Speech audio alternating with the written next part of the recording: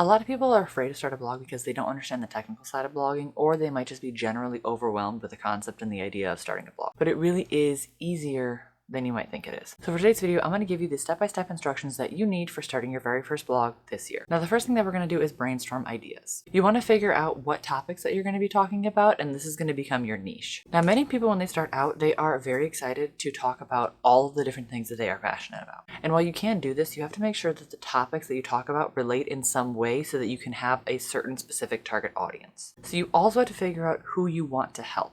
One of the main reasons that bloggers fail is they think that they can just write about anything and the views and the people will come. But that's not what blogging is anymore. Now, back in the day when blogging first started getting popular, people were using it more like a diary, and you could write about whatever you wanted. A day in the life, you could post photos of the trip that you just took, just very unhelpful things that didn't have much of a purpose. But now you need to make sure that your content is answering a question and helping people if you want to make money and get views to your blog. And the best way to do this is to get clear on who you help by having what is called an I help statement. So my sentence would be, I help bloggers with starting and growing a blog. I help the person with the thing, and then filter out any topics that don't match what that target audience would want to read about. So I'm never going to post anything about cooking in my blog, even though I really love cooking. So just keep that in mind when you're choosing your topics. Just because you love it doesn't mean you need to write a blog post on it. Once you've got some of the brainstorming out of the way, it's time to decide where you want to set up your blog. And where you choose is going to depend on your overall blogging goals. Are you planning on doing blogging for free and making it more of a hobby, or do you want to take it more seriously and make some money blogging? If you are trying to make money blogging, the best software to use is WordPress, which WordPress is free to use, but in order to get access to that, you have to pay for a hosting company to host your blog online.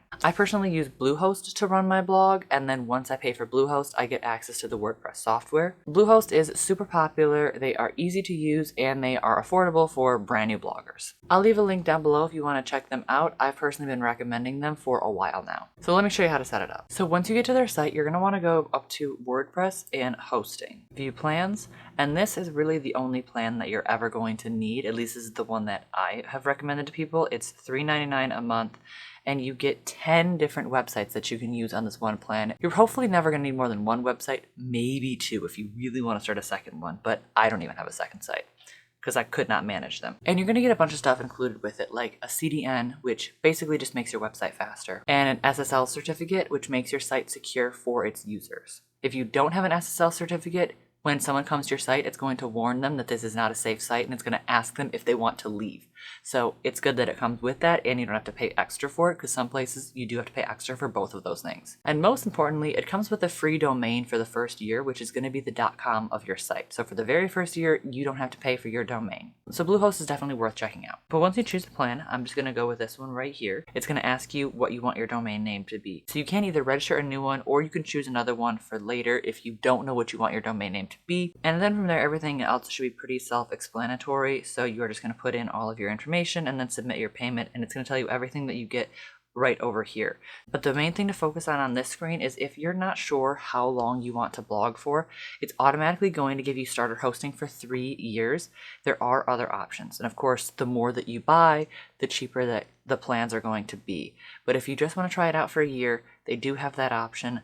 Monthly is another option. I personally wouldn't go with that. If you're only planning on doing a blog for a month and you're not really sure, it's probably not worth buying this. But this just tells you everything that you get and how much it's going to be. So once you do that, you can go ahead and get access to WordPress. Next, let's talk about choosing a blog name. Now, this is an important part of starting a blog, but it's not something that you want to super hyper focus on. Now, you're going to want something that's good for your niche and is relevant to what you're going to be talking about on your blog so that people can understand what your blog is about. But you don't need to spend a whole lot of time on this part because most people will just come for the blog post and they might not even look and see what your blog name is, so it doesn't matter a whole ton. Now, you could use a blog name generator for ideas if you are stuck, or if you're doing more of a lifestyle type blog, you could also just use your name, which is exactly what I did, sarahmarie.blog.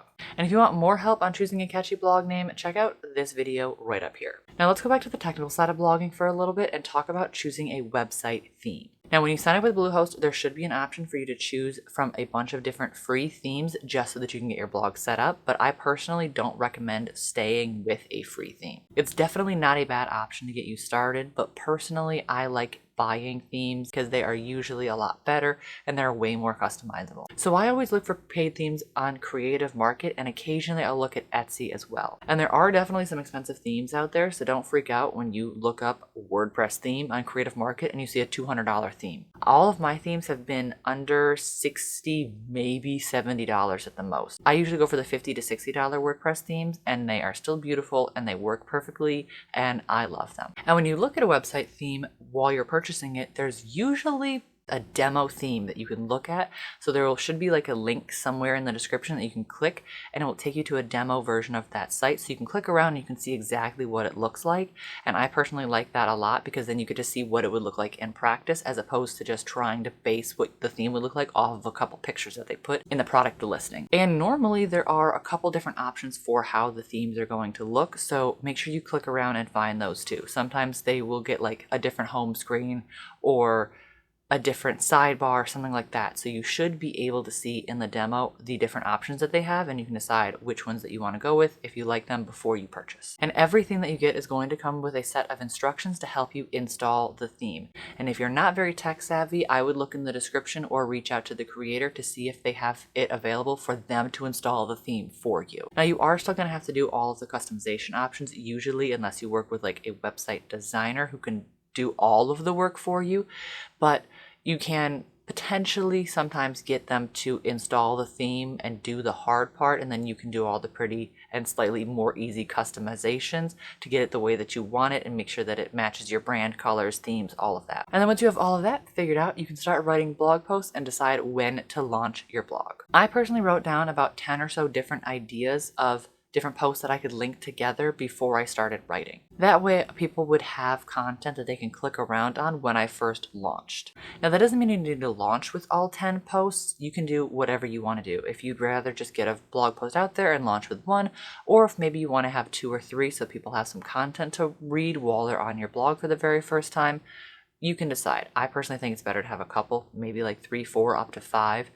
But if that's really stressful for you, you can always just start with one. Whatever's going to get your first blog post out there and get you starting your blog, that is the option that you should go with. And if you're struggling on what blog post to write first, I would personally just pick one category and write a couple blog posts on that category. Even if you do them once a week for the next 3 weeks, it's better to have a couple blog posts on one category instead of having like one for makeup, one for travel, one for cooking if you're doing a bunch of different ones. Or for me, for like blogging, I would do 3 start a blog posts, because that way I could do how to start a blog, and then I could do how to write a catchy blog name, and I could link those 2 together so that when someone reads my start a blog post, they'll stay on my blog longer because they might also want to know how to name their blog. So you just have like relevant posts, which gives people more opportunities to stay on your blog longer and click around.